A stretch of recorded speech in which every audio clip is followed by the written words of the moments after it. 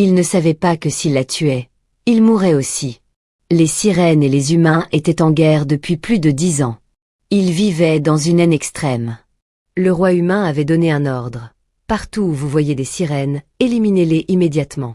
En tant que reine des sirènes, elle avait également donné son ordre. Tout humain aperçu devait être massacré sur le champ. Mais un jour, alors que le prince du royaume humain allait se laver le visage dans un ruisseau, il posa les yeux sur une âme magnifique. C'était la princesse sirène. Il tomba immédiatement amoureux d'elle, et elle de lui. Malgré l'interdiction pour les humains et les sirènes d'être ensemble, ils commencèrent à se voir en secret. Le roi Jaru détestait les sirènes de tout son être. La dernière chose qu'il voulait entendre, c'était que quelqu'un soit ami avec elle. Le roi Jaru était un homme de terreur. Il régnait avec une autorité absolue. Sa voix seule faisait trembler l'âme d'un guerrier. Imaginez ce qu'il ferait s'il découvrait que son propre fils était amoureux de ce qu'il détestait le plus au monde. La princesse Sura était assise au bord de la rivière tranquille, blottie contre son amour, le prince. Ils s'étreignaient comme deux cœurs refusant de battre séparément. Ils étaient profondément, profondément amoureux.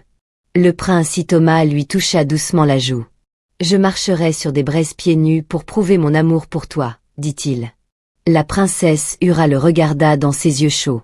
Son cœur murmura, « Si seulement les mots pouvaient montrer à quel point je t'aime aussi. » Ils s'étreignirent à nouveau, doucement, tendrement. Mais là, tout en la tenant, le prince Atma sortit lentement un petit couteau derrière son dos. La princesse Ura, perdue dans ses yeux, ne vit pas le danger. Elle ne savait pas ce qui allait arriver. Le royaume des sirènes et celui des humains étaient en guerre depuis 10 longues années. Les combats étaient sans fin et cruels. La haine était si profonde que le roi humain et la reine des sirènes avaient donné un ordre. Si vous en voyez un, mettez fin à sa vie. Pas de discussion, pas de pitié, pas de seconde chance. Mais même dans cette obscurité, l'amour avait trouvé son chemin. Un jour, alors que le prince était venu se laver le visage dans le ruisseau, il l'avait vue. La princesse Sura, la princesse sirène. Sa queue brillait comme la lune sur l'eau, et elle le trouva beau, brave et doux. À cet instant, l'amour les avait saisis tous les deux. Ils riaient, parlaient, jouaient dans l'eau et sur les pierres. Ils s'étaient promis que personne ne le saurait jamais. Pendant une année entière, ils s'étaient rencontrés en secret. Chaque minute volée leur semblait magique. Mais le danger rôdait derrière eux. Le roi Jaru, père du prince Atma, détestait les sirènes de tout son sang. Parfois, les servantes du palais le voyaient couper son poisson avec colère pendant le dîner, comme s'il tranchait un ennemi.